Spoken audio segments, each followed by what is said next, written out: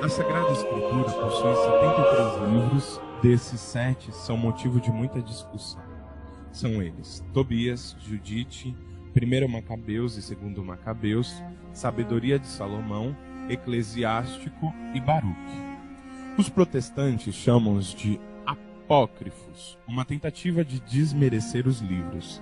Estes livros são tão inspirados quanto os protocanônicos.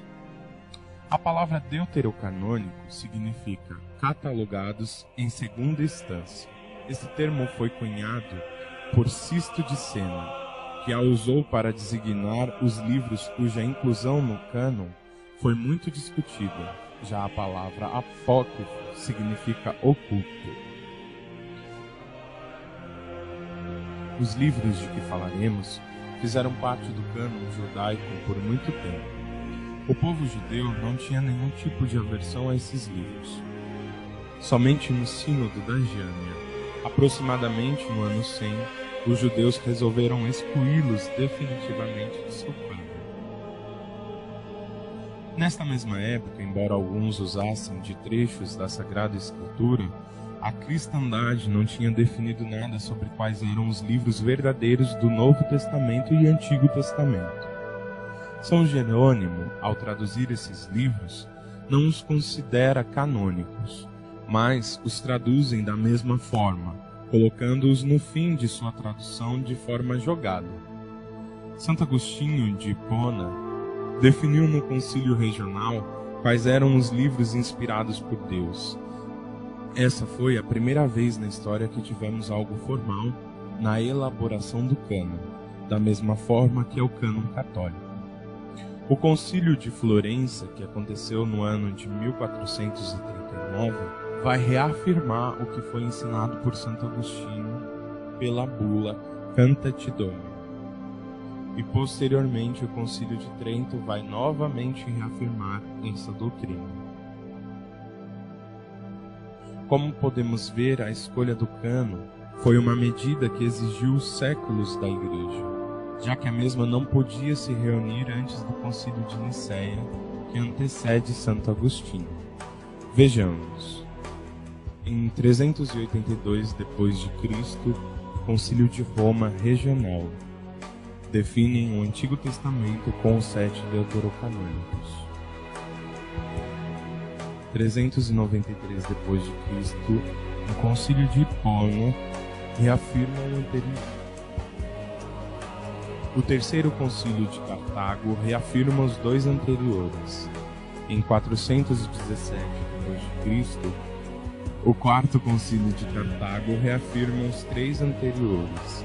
787 d.C., o segundo concílio ecumênico de Nicéia confirma o cânon dos 4 concílios anteriores.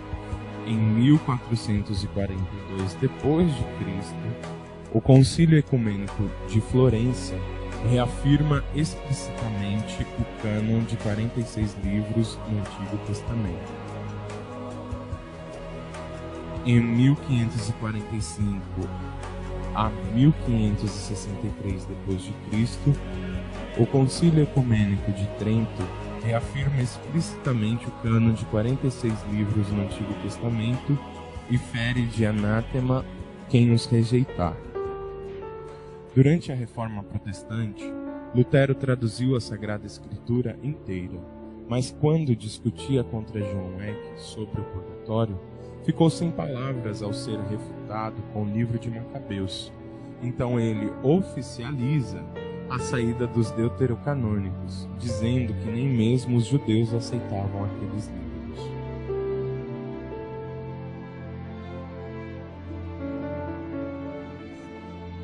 Algumas controvérsias sobre estes livros. Os protestantes, para tentarem provar que estão certos, tentam derrubar o que está escrito nesses livros, dizendo que contradizem os já existentes no seu cânon. Dizem os protestantes que, segundo Macabeus, capítulo 12, versículo 43 a 46, orienta a orar pelos mortos, prática condenada em Hebreus, capítulo 9, versículo 27. A prática de orar pelos mortos é tão velha quanto o cristianismo e tem respaldo bíblico. Veja que São Paulo ora por Onesíforo. O Senhor lhe conceda a graça de obter misericórdia junto do Senhor naquele dia. Sabes melhor que ninguém quantos bons serviços ele prestou em Efésio.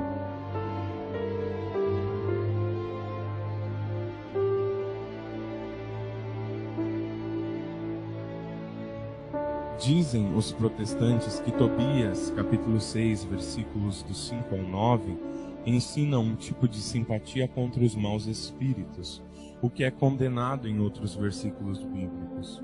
O objetivo do anjo na referida passagem não era ensinar nenhum método eficaz de expulsar o demônio.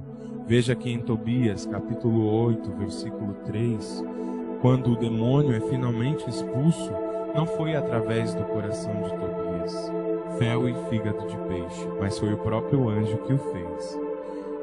Que o anjo estava querendo ocultar seu nome até a efetiva expulsão do demônio. Veja que somente em Tobias capítulo 8, versículo 3, que o nome dele será mencionado. A remissão dos pecados mediante a esmola, e Tobias capítulo 4, versículo 10, capítulo 12, versículo 9, Eclesiástico 3, versículo 33, essa prática dizem que nega a eficácia redentora do santo sacrifício de Cristo. A propósito, devemos observar que o sacrifício de Cristo é posterior a tais práticas caritativas.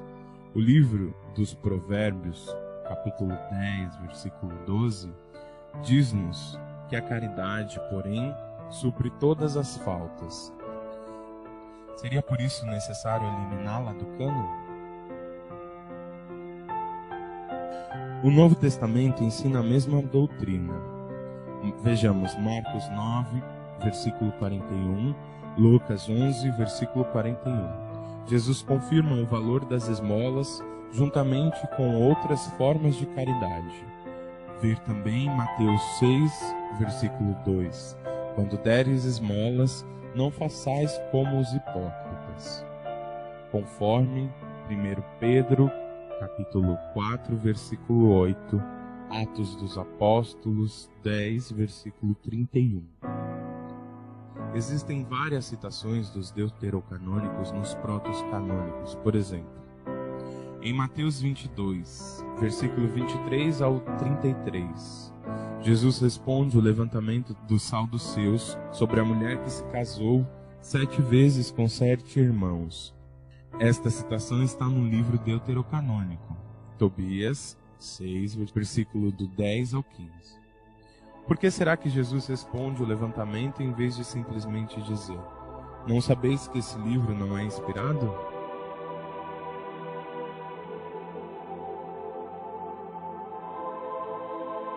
Os apócrifos contêm histórias importantes para o povo judeu. Hebreus 11, versículo 35 diz: devolveram vivos às suas mães os filhos mortos. Alguns foram torturados por recusarem ser libertos, movidos pela esperança de uma ressurreição mais gloriosa.